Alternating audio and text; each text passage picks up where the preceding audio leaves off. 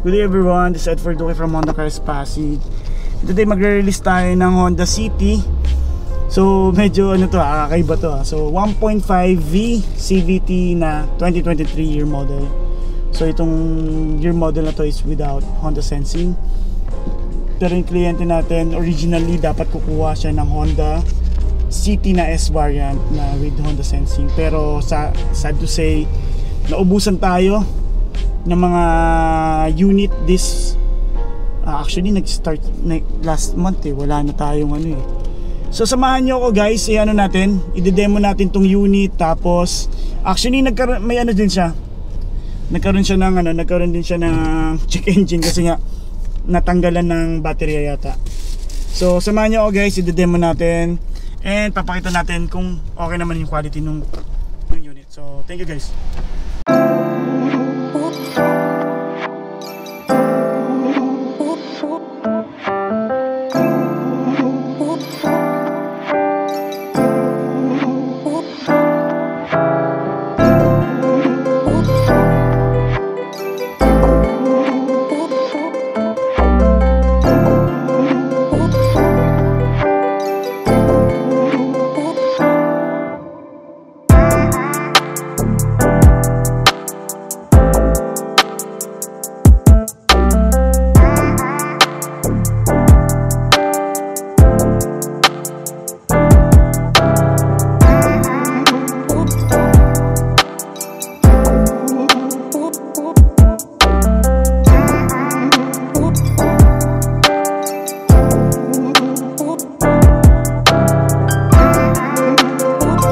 Check lang natin yung unit.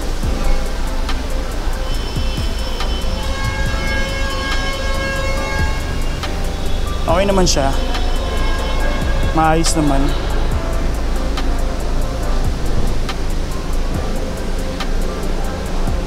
Ayan. So malinis na malinis to. So ito guys 2023 year model siya. Pero hindi siya second hand brand new to. So kung interested kayong kumuha ng Honda City and naghahanap kayo since wala na tayong 2024 year model, so ito pwede natin ma-offer sa inyo yung 2023. So kaya pa rin yan mag zero down. Tapos V variant to lalo na sa mga S variant, baka naghahanap kayo ng yan third row seat, two-tone pa rin yung interior. So ito medyo elegante tignan nga kasi may puti pa So okay naman, yung kliyente ayaw patanggal yung natin. So yan indication na brand new siya. Tinanggal lang yung sa side skirt, sa side natin.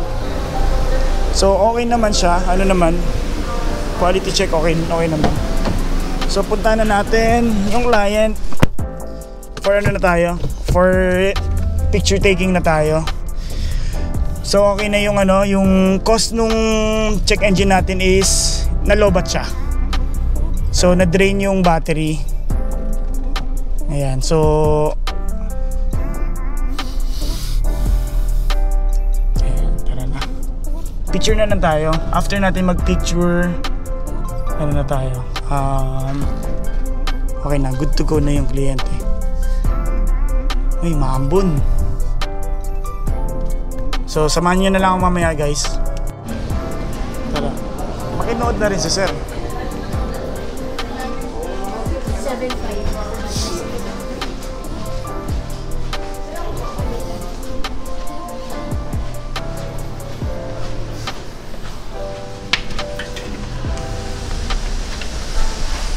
Ganito yung gusto ni sir Wala, ito service lang to. Nagpa-service. Ito yung RS na yeah. Medyo puno lang tayo ma'am.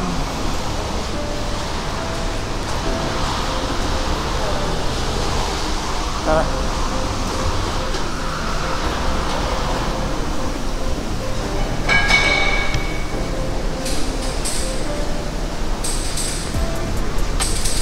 Ma'am, natabunan lang pero ito na siya. Alin ba? Ito. Yan.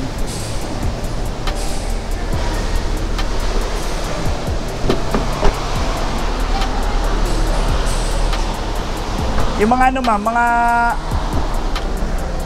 Pwede mo nang i-ano dito. So yan, check natin ma'am. Yung tools nandito. Early warning device. Yan. Wala. Yung early warning device ma'am, pag bumalik kayo dito, at least sa first 1,000. Bakit? Hindi pa kasama. Hindi pa ano ma'am, walang available lang. Tapos yan, jack nandyan. May utang ko sa yung ano ma'am ha. Tapos yung tools ma'am nandito na.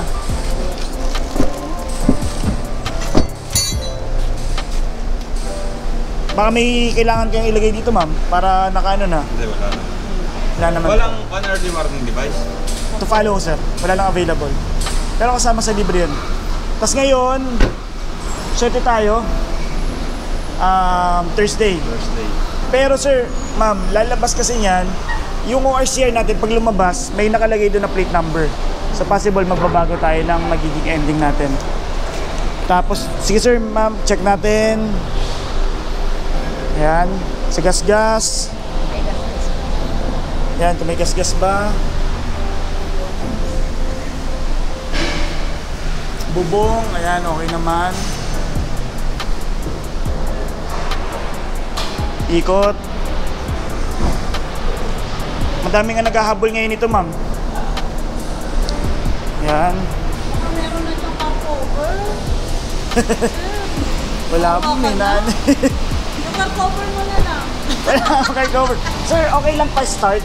Buksan natin yung ilaw para maano natin. Nandito na rin sir sa loob. Ilan yung susi? 2, ma'am. Ayan. Tapos buksan natin ma'am yung ilaw.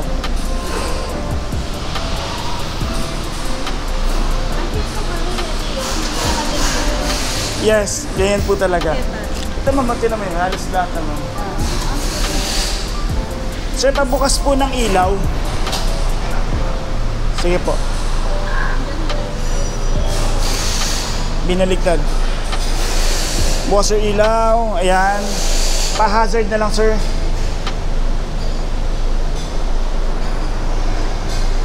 Ayan sir, ma'am. Check po. Ayan. Sa likod ma'am, check natin.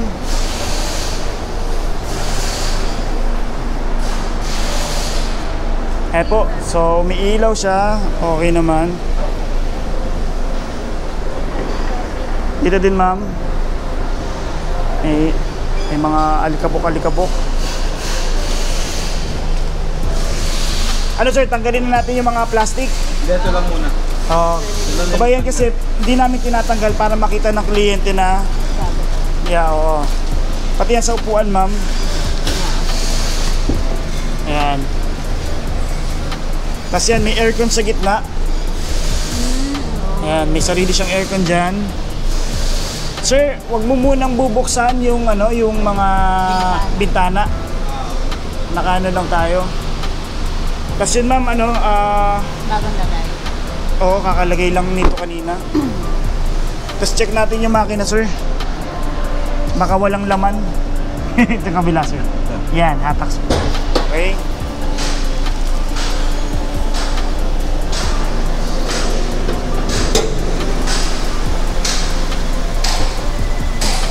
Bali, ilang kwan to? 1 point. Sir, bali ang engine natin sir is 1.5 iVTEC.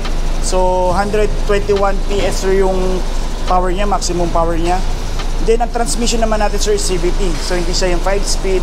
So CVT sir, ma'am, pag naka-paddle shifter tayo, up to 7 speed siya. So pagdating dito sir, ang i-check lang naman lagi, ito lang, washer, coolant, tsaka yan. Sa warranty ng kotse natin, 3 years ang warranty natin ma'am, or 100,000 kilometers, whichever comes first. Sa battery naman po, 1 year ang magiging warranty natin. Tapos sa maintenance po, first 1,000 natin or first check-up, libre siya. So ina-advise ko ma'am na mas maganda kung dito kayo magpapa-check up para just in case na kunwari may mga naramdaman tayo na kakaiba or may kailangan i-adjust, so kada kami po ang mag-a-adjust nun. Tapos ang ano natin dyan ma'am, ang next natin na check-up is, di ba yung malamang yan sa ibang brand kasi ma'am is every 5,000 or every 3 months. Kami ma'am, every 10,000 or every 6 months. So 2 beses lang sa isang taon yung maintenance. Tapos, yes sir. Sige po. Anong may question kayo sir? Malambot ang gulong sir. Ito, lumalambot. Kulang lang sa hangin sir. Opo. Di, pero dito sir, paglabas natin sir sa ano? Sa Petro na lang. Yes sir, sa Petron na lang sir.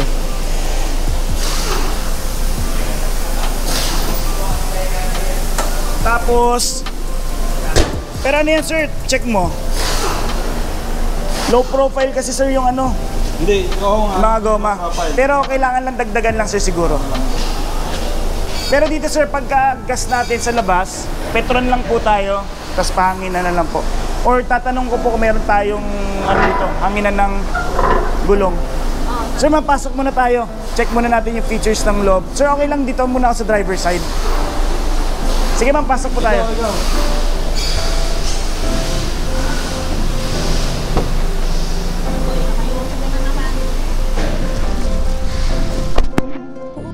So ngayon, ito na lang talaga yung naging available natin, 2023 year model po. Ang kinagandahan sa 2023 model ma'am, may mga ganito siya. Yung kulay niya, unlike sa iba kasi parang black na black lang. So ito, pagdating ng 2024, black lang siya lahat.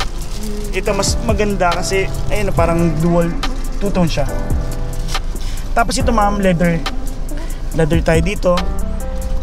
Tapos power na rin yung side mirror natin, yung pag-fold.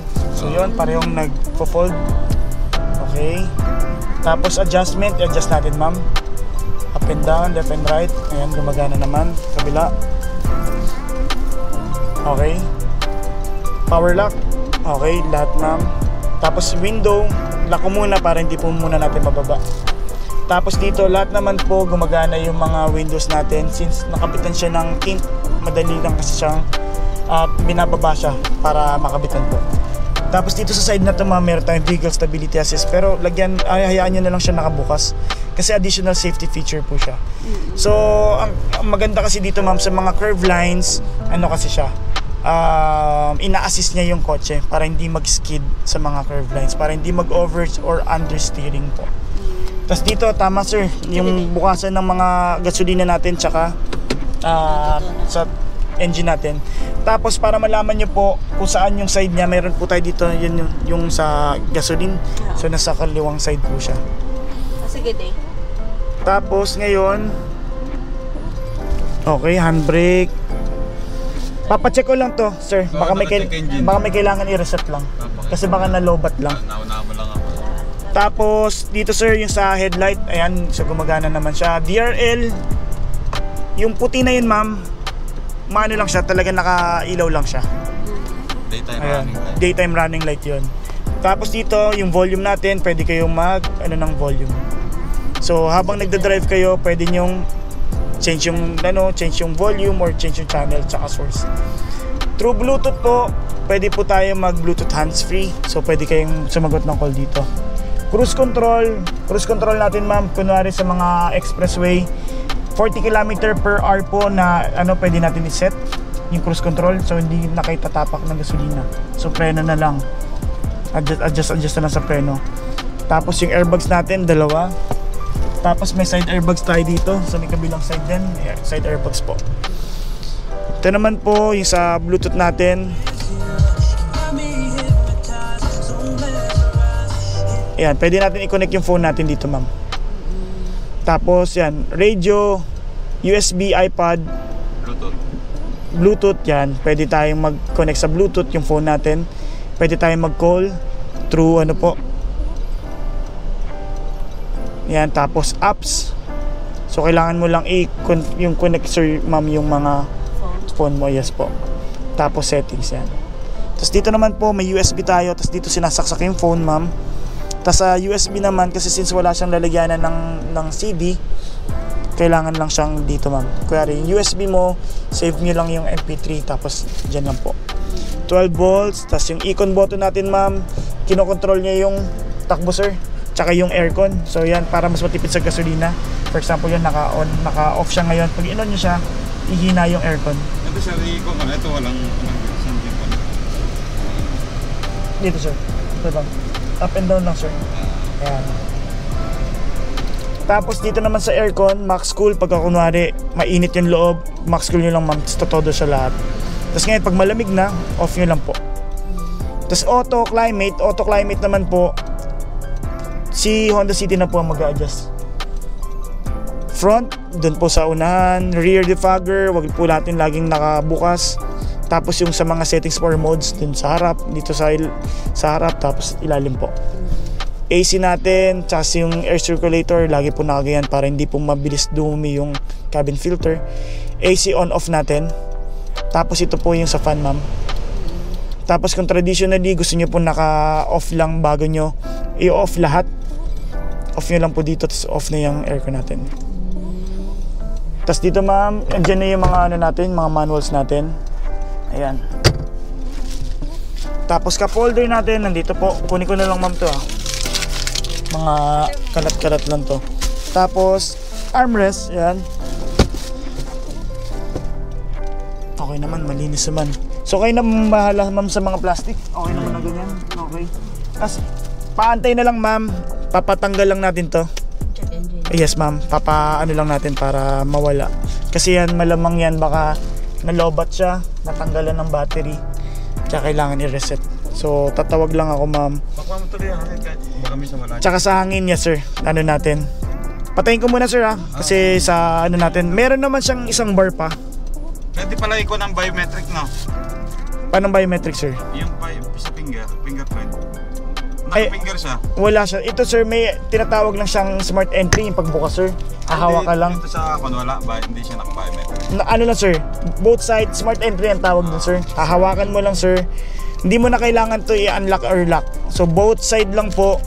Basta 1.5 meters yung layo ng susi. Hawak ka lang po sa sa mismong pintuan, mag-unlock na po siya. Try natin ma'am. Patayin ko muna ma'am kasi dapat siya nakapatay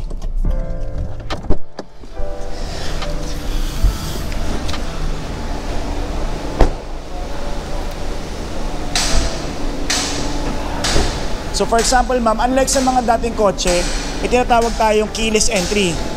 Sa keyless entry, pipindutin mo siya, di ba, para mag-lock. Yan. So yan, naka-lock na yan. Okay, lock na yan ma'am. So ngayon, since naka-smart entry tayo, basta nasa iyo lang yung susi within 1.5 meters po, hawakan mo lang, tapos mag-lock. Patry nga. Sige ma'am. Tapos ngayon, kung gusto mo ma'am i-lock, pindutin mo lang to ma'am. Ilalak mo lang, di ba? Wala, hindi mo pipindutin yan. Ngayon, dito mo ma'am i-check kung naka-lock na siya. Yan. So pag naka-lock na, ngayon i-unlock mo ma'am, hawakan mo lang yung tapos ma-open niya na. So ang una kong in-offer sa inyo na S-variant, walang ganyan. So ito na siya. Ngayon, check ko lang ma'am yung hangin, tapos Check engine. yes, papabura lang natin. Kasi lang po yan. Baka nga natanggalan lang ng baterya. Kasi ganyan yan ma'am, hindi mo basta-basta rin tinatanggalan ng baterya. Kasi pag tinanggalan mo yan, papabasa ka talaga sa check engine po. Doon muna tayo ma'am. Iwan ko muna kayo. Doon muna, tapos pabura ko lang. Tapos doon na lang tayo sa gilid. Pipicture na lang tayo sa gilid. Kuhanan ko lang kayo ma'am palabas. Para natin. Iyan sa Ano agad to ma'am? Mga June. Mga this week din. June na ngayon ma'am Sabihan kita ma'am, send ko sa inyo. So yan na. Release natin Honda City CTV Lunar Silver. Ingat siya, thank you. Ganda. Ayos umuulan ngayon. Sayang yung linis ng kotse. So yun, kwento natin dito sa client natin. Yung client kasi natin actually mag-ano siya Honda City na 1.5 RS. So naubusan tayo ng RS, nag-V-variant, tapos S wala na talaga. So this month kasi actually ubus na siya. Last month pa lang by April, ubus na. So nakikita nyo halos yung mga na-release natin puro BRV sa ngayon.